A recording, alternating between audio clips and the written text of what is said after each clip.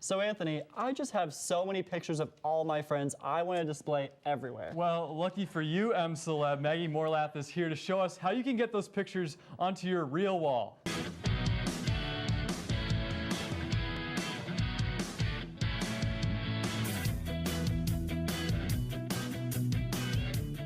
Coming up, a feature on Paul Niwa, intern chair of Emerson's journalism department. Plus, learn how to make your own Chinatown fried rice with Jamie Sanders.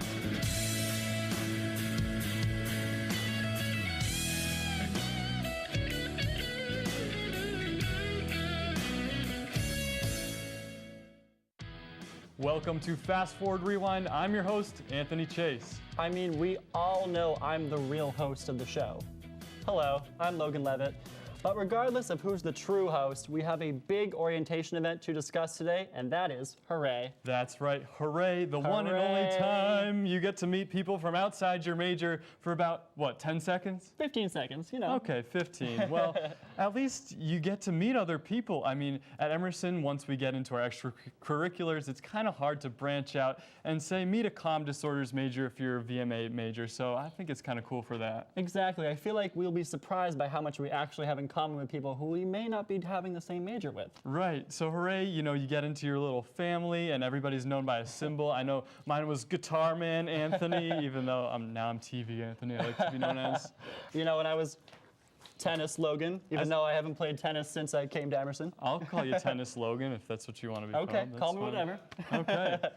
Well, Hooray is a great time to meet a lot of people, as we've been saying.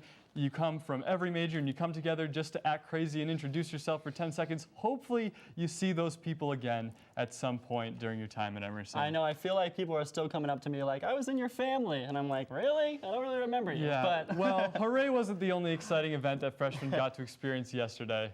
That's right. Our events correspondent, Mike Cantalupo, is here to recap Hooray and the Date Doctor. Yeah, guys, I'm about to head over to the orientation dance, but last night was the Date Doctor. Our show's host probably didn't get lucky after the Date Doctor. Here's to hoping you had some better luck.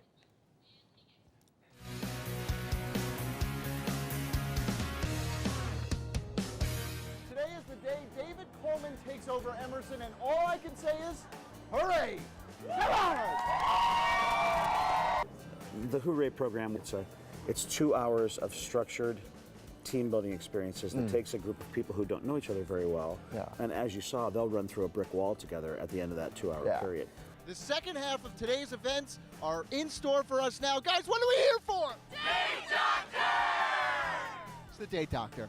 You're going to become fat penguins because fat penguins break the ice, and you're going to let that other person know there's an interest, and I'm going to teach you how to do it. Tonight's experience it's magical because I see the light bulbs go off in people's heads, and then I see the look on their face, and I see that sparkle in their eye that go, oh, I can be successful here, I can form relationships, and I plan on doing it. Mm-hmm.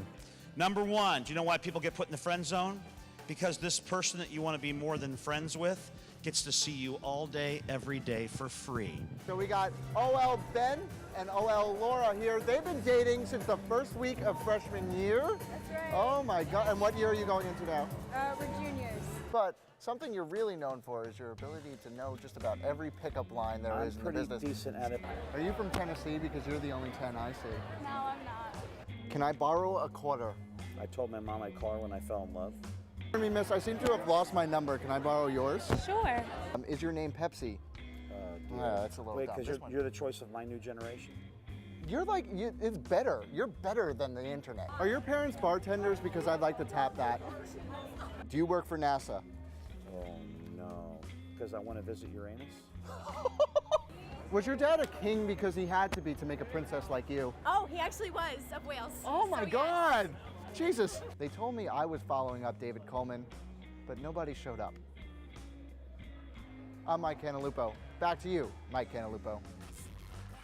We had a lot of fun with that one. Bunch of good things to look forward to tomorrow. Most importantly, the Emerson Channel open house at 10 a.m. in the Tufte 8th floor. I'm going to be giving the tours, so you don't want to miss that. Oh, and also don't miss the multicultural tasting event at 5:30 in the Semel Theater. Never pass up free food. But tonight, it's time to get groovy at the orientation dance taking place in the Courtyard Marriott at 8 p.m. Back to you guys.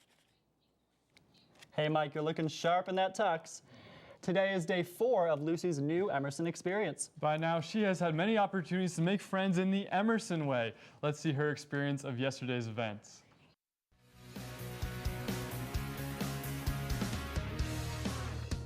Today we went to an event called Hooray, and basically what we did is we played a lot of exercises and games that brought us together as a class and, focused on teamwork and just having a good time and, acclimating us to our surroundings and our other classmates.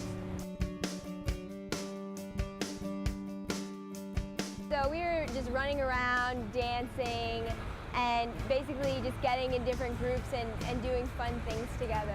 I have to say my favorite game that we played was definitely family. I mean, it wasn't really a game, but it was a recurring thing that we did. We had a group of 13 people about in each group, and we had to get back together with our family every now and then, and we did different exercises within that family. To get to know everyone in our family, we played a little exercise where we had to say our name and do a gesture and action with it, like something we like to do. So some people said that, like, my name's Nikki and I like to swim, or my name's Joey and I like to golf, and mine was, my name's Lucy and I like to make weird voices, and I did that. Another recurring exercise we did was he would say, "Now you're in the airport," and we would have to just run up to random people like we were reuniting after a long trip in an airport, like you do when you hug and you embrace, and it's very dramatic. So we did that. We couldn't pick people up, but it was fun because it just gave us a chance to be really comfortable with each other. Lucy Deller is adorable, but it is time to take our first commercial break. When we come back, we'll be talking to Al Shibley, who is the Vice President of Communications for the Cerebral Palsy Association of the State of New York. Are you constantly worried that you're going to be late for class? Do you feel like the line for the elevator is so long that you may just take the stairs? Hi, I'm Anthony Monzon, and standing in line for elevators is against my religion. Don't risk being late to class. Take this elevator to Walker instead. It's less crowded and much faster. While you're at it, don't even bother leaving the building to get to your next class. This hallway connects Walker to Tufte. So remember, guys, if you're not first to class, you're second. The Musical Theater Society, which is open to every field of study, is responsible for co-producing one major show in the Color Theater each spring. Rare Works Theater is dedicated to supporting shows that are entirely produced by Emerson students. They strive to advance students' educations in theater. In Shakespeare Society, Emerson students perform, discuss, and explore Shakespeare's many works. They put on several large-scale productions each year. As a journalism major, I've had a great experience thanks to the great staff in that department. And one of those leaders is Paul Niwa, a professor here at the college. Let's take a closer look at his career. My name is Paul Niwa, and I graduated from University of California, Riverside, and went to grad school at Columbia. I've been here for 12 years. I can't believe how much fun I've had in 12 years. I'm an associate professor and also the interim chair of the journalism department. I like to start my classes with a reading discussion on an emerging idea in journalism and new technology and new media. And then we spend another 2 hours in a class, one-on-one, critiquing work to help plan their projects, walk them through the classic storytelling method, or trying to break things apart and help them dream and make their dreams a reality. One of the things that I'm involved in is 5 years ago, I helped start an organization that brings Americans and Japanese together through a lot of different projects. Students here are really dedicated to their clubs. That's where students take what they learn in the classroom and practice and apply it. And that's so much more hours of practice than you could ever get in any course or any curriculum. And that's something very different from a lot of schools. In communications, no matter what major you're pursuing, really value your fellow students, because the people in your class and the people around your class are going to be the most important people of your professional life. And I think that really makes Emerson a special place. I'm sure Logan has stacks of pictures of all his friends that he just does not know what to do with. Lucky for us, Anthony, Maggie Morlath is here to show both of us how we can creatively display all of our photos. Maggie, thanks for coming on the show. Thank you for having me. Yeah, so I think one of the best ways to acclimate from home life to life here in the dorms is to have those pictures of your loved ones from home, you know, shining right in your room. Okay. So I know you have some ways to get them off Facebook and get them into our dorm room so it looks a little classy. Exactly, and it's easy enough if you go to CVS, or you can actually send them your pictures and print them out there, or you can bring in a flash drive or a picture CD, so, you know, just down the street you can get your photos. Right. And once you've printed them out, you know, there's some more exciting things you can do than just regular old picture frames. I have like a little cupcake picture holder there. Okay. Or on Amazon, I found this really awesome picture display. It's got pockets for a bunch of pictures. But then there's some other options you can do. You can stick the pictures on the wall itself, and with poster tack you can do that, so you know you don't mess up the dorm walls. Let's see, for the Emerson walls, this stuff right here? Exactly, yep, Great. that right there. Great. And when you put your pictures up on the wall, you can do different designs. You can do a cool heart or your initial, or make some really cool collage. So it gives you room to be creative, because we know Emerson students love to be Of course, creative. you got to spice it up a little. But then we also have this really awesome clothespin craft. So Logan, if you just want to grab one end of this thread here. I see we have a pile of pictures here. How can we transform this into something a little bit more creative? Well, if you take a clothespin, easy enough, quick and easy, you won't be damaging the pictures. You don't have to put any glue or staples or tacks or anything. So if you just want to pin that on there, you can put as many pictures as you like. And the clothespins you can get from Michael's craft store or a hardware store, anywhere that has a cheap clothespins. And you can reuse this every year because it doesn't damage the photos. Yeah, exactly. So I see you have your high school friends here. They're always close by, right? Of course, you got to see their faces all the time. So nice and easy to do that. We also have this really awesome cork craft. Okay. So you can use old bottle corks and display your pictures that way. So it's nice and easy, just some corks, some hot glue, and we're actually reinforcing it here with these chopsticks, you know, which you can get anywhere where you pick up your Asian cuisine. Excellent. So how can we do that? Show us how to easy put enough. that together. With hot glue, I have a little bit started right here. Right. But just take your hot glue and your cork, just a little bit of glue, don't need too much, and you just tack it right on here. And you can make it as long as you want. You can use as many corks as are available to you. You can do any kind of design you like either. Get creative, of course. Nice. And is this something that we could put up on the wall in the dorms as well? Very easily. You know, you could attach a string to it and hang it from a hook. Command hooks are really nice and easy. Go up really well and come off really well as well. Okay. Right. But when you're all done, you know, you just take a thumbtack and you could take any kind of picture. One of your pictures here. Yeah, so just pop that on. All right. Well, Maggie, thank you so much again. This is great creative ideas for dorm rooms. We're going to take a quick break, but we will be back with much more Fast Forward Rewind. Welcome back. The Cerebral Palsy Association provides services and programs to more than 100,000 individuals with cerebral palsy and developmental disabilities. We have a fantastic Emerson alum who serves as the Vice President of Communication for that important organization. Al Shibley now joins us via Skype. Mr. Shibley, can you hear us? Yes, I can. Mr. Shibley, thank you so much for joining us today. Well, thank you for having me. This is a nice opportunity to stay connected with the college. That's great to hear. So let's start with what types of services does your organization provide? Well, we are sort of a dual organization. We're a state association, and as a trade association, we provide government relations services, public relations, educational services for our members and their staff.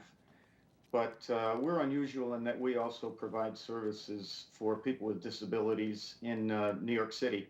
So it gives us an interesting perspective from both sides of the issue. We not only know the important issues that government needs to know, but we know day to day what actually goes on the street, in the residences, in the clinics that we have, and how we provide the services to people. So I understand you as VP of Communication, you have to sort of be the mediator between a lot of different entities. Can you describe for new students in the field of communication what your job is like?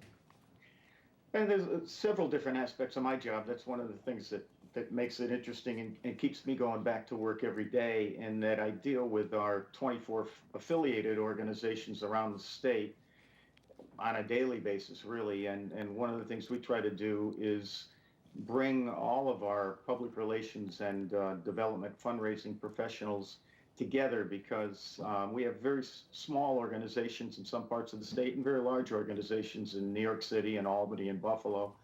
And so we have different levels of expertise, and some of the public relations and development professionals have specific areas where they're really good at what they do, but maybe they haven't had as much experience in another area. So we marshal everyone to make the organization stronger and make some of those smaller organizations that might have smaller staffs or less experienced people, they can tap into the experience of some of our other professionals across the state.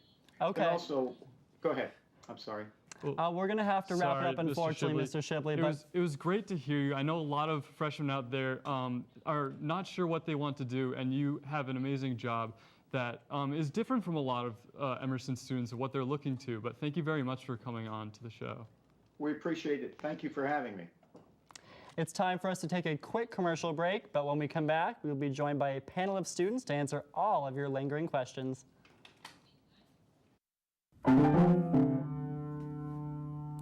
Hi, I'm Anthony Monzon, and I'm a world-class musician and full-time student at Emerson College. Between studying and extracurricular activities, it was hard to find time to practice my musical craft. Luckily for me and for other student musicians, there are practice rooms right here in the basement of Piano Row. To book a room, all you need is your student ID. So, don't spend another day as a struggling musician. Check out the P Row practice rooms. There are two types of comedy troupes to get involved with. The first type is sketch comedy. These groups include Chocolate Cake City, Emerson Comedy Workshop, Jimmy's Traveling All-Stars, and the Girly Project. There are also some improv groups on campus, including Stroopwafel, Swomo, and This Is Pathetic. But to see their work, you have to see their shows. Welcome back to Fast Forward Rewind. We have an excellent group of students here to discuss a various amount of topics. Students, thank you so much for joining us today. Thank you. If we could start by just going around really quickly, starting with Paulina, introduce yourself and your major for us. I'm Paulina Pasquale. I'm a junior film production major. My name's Katherine Anderson. I'm a communication and sciences disorder major. I'm Nick Delacanal. I'm a journalism major. I'm Danny Lamar, and I'm a writing literature publishing major. I'm Mara Santos, and I'm a theater studies acting and directing major. Great. So we know whatever department you're in, we all keep very busy between classes and extracurriculars. So for the top row over here, if you could kind of go over how you manage your schedules between being busy with everything. Well, Logan, I'll give you one word: iCalendar. It has saved my life before many times, more than once. As a journalism student, you've got to run out to interview people, you're putting together pieces, trying to check out equipment. So iCalendar really helps me get all that organized in a visual way and avoid the dreaded death by double booking. Great tip for freshmen. Yeah, definitely. As a WLP, you have stories due a lot, and you have to edit a lot, so iCalendar really helps. And also the Emerson community, living near writers and proofreading each other helps. As a theater student, it can be hard because you don't always know when you're going to get cast and how auditions are going to go, so you have to kind of try to plan things in advance, but not too far in advance, so it's a lot of balancing things as they come, but also looking towards long-term goals. Great. Right. I think it really prepares you guys for the real world, too. But I wanted to move on to Paulina and Catherine because I heard that you ladies have studied abroad, and that's something that a lot of new students might be considering. Can you talk about your experiences? Well, I studied last fall at Emerson's Castile Well program, which was a really enriching experience. And while you're really busy, it's still really fun, and you learn so much. Yep, I was also at the castle in the spring, so it was a great experience all around. I met so many new people that I never thought I'd meet before from all different majors. It was amazing. Do you feel that it's tough when you come back to Emerson, or do you still feel part of the Boston community too? Or would you rather stay over there? It was really hard coming back because it was such an adjustment. They call it reverse culture shock. So for a while, I really missed being away from the castle, but I think I'm a little bit better now, even though I still miss it. Yep, Boston's definitely my home, but I'll always miss the Netherlands. Great. So have any of you done internships or something in the real world that's kind of given you an idea of what it's like to be out there? Yeah, I worked for Stage Source Boston, which is a support organization for all the artists in the area, whether you're a director or a producer or a designer. And I interned in their office once a week, and the executive director is actually a teacher at Emerson, which was really great connection to make there in terms of how she's working in the real world. Great. Well, thank you all for joining us today. It was great to talk to you guys. A lot of important information that our students will take away from tonight. As students in Boston, we also have easy access to a variety of ethnic foods around campus. Jamie Sanders recently ventured out to Chinatown to find us the premier recipe for fried rice. I'm Jamie Sanders, and this is Pho? Hi, I'm Jamie Sanders, and I'm here outside of Pho Pasteur, said it right, which is located right over on Washington Street, a short walk away from the campus of Emerson College, where you go. Yeah, you. What if everything you needed in life could be put into a bowl and turned into soup? Well, Pho Pasteur answers that question. Ready, Ragu? Yeah. Let's go. Renowned for their Vietnamese cuisine, Pho Pasteur was established in 1991 and has been making delicious noodles ever since. Pho is just basically a Vietnamese beef noodle soup. What other sorts of foods do you guys offer? We offer like stir-fry food, chow food noodles, or thick flat noodles, kind of like pho for breakfast, pho for lunch, pho for dinner. Fantastic. Pho with your dreams. So. This guy, can this guy be the host now? Well, our food here is really cheap. It's maybe $8, typically $8 for a bowl of pho. We don't open until 11 o'clock. 11 o'clock, fantastic. We open at 9 until 11. Well, this looks like a big bowl of something that I would definitely like to put in my mouth. Ragu, you ready? Okay, here we go.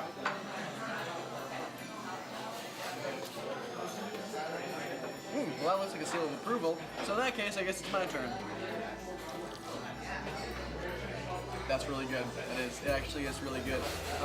So I guess that about wraps things up. Stop by Pho Pasteur and get one of these because it's spectacular.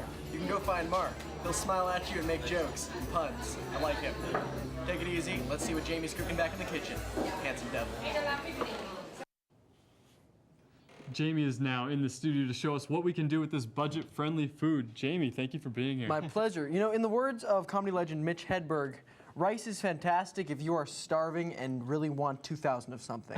Now, I personally have that feeling towards cookies, but I figured I would offer up rice as a healthier and more budgetable I'd say it's kind of plain right now. I don't know. What can you do for us yeah, to that's spice true. this up? Well, you know, rice, as we know, is very bland. So we have here Logan's worst enemy, which is eggs. But this actually does work with rice. Actually, so let's start mixing this in right now. We can put the rice into here? Yes, and this is microwave rice. This is minute white rice, which you can either boil on the stove or you can make it out of the microwave, which is fantastic.